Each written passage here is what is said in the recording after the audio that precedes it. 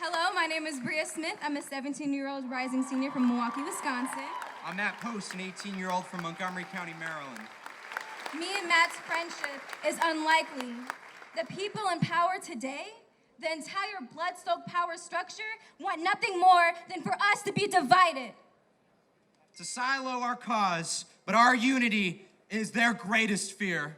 Because when a Jewish kid from Maryland and a black inner city kid from Milwaukee come together and stand in solidarity, when those kids join up with kids from Chicago, Houston, LA, St. Louis, Parkland, and Newtown to fight violence in all communities. When young people from every race, gender, sexuality, and state defy the narrative that we have to be isolated from each other and afraid of each other, you know that there is a new and unsettling force for change in this country. You know that we're going to win. You know that we're going to win.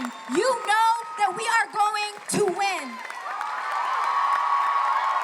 For real, watching that, I'm like, dang, you got a long road ahead of you, for real, to really just get that anger, measured in some way. Well, we all have a long road ahead of us, you know. It's not going to change just with the changing tide of politicians. And I think we need to start looking towards what the sustainable repair work and how we're going to amend what comes after the revolution and the uprising. Mm-hmm. I found myself asking a lot of different systems. It doesn't matter if you're black or white, you're in a position that has the capacity to reform and to do things and to fuck shit up, and you aren't doing it.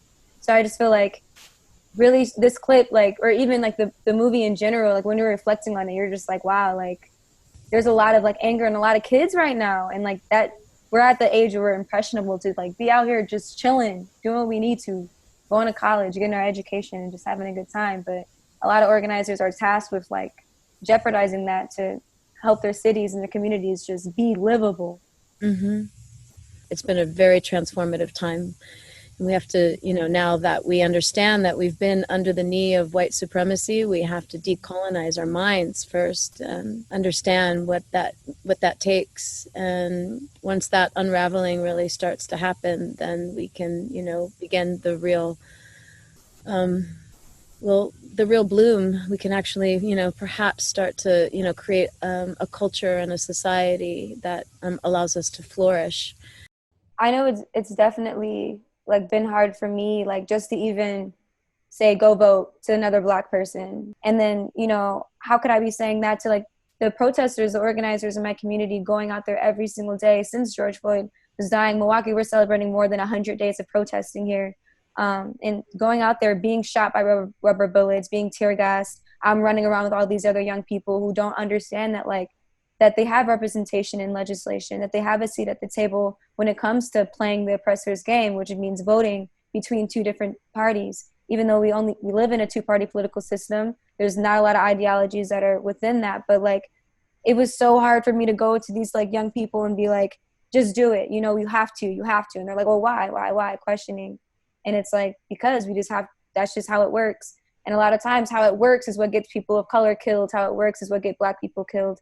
And it's that, like you said before, that same perpetuation, this continuous cycle of will this ever end? Are people going to be held accountable? But what's different a lot in this revolution is that we're going through unprecedented times, the revolution at its peak, and then also a pandemic at its peak or entering its peak. We don't know yet. This is not the time for apathy. And, from what I understand, that this election will be talked about for 100 years. It's that important. And so I understand, what's the word? The disbelief in a system that has failed us over and over again. And yet this is a call to action. And it's not the time to lay down. And we need guidance, and we need to find the soul of this movement. And this is just the beginning. And so we send a message when we show up, and what they're expecting in the division. This is how they break us. And so the first thing, in this these steps towards repair is to come together with our voice and say enough. For sure. I love that story. Yeah. There's none of us know, what the outcome will be. but we're willing to take a chance on something different. Exactly.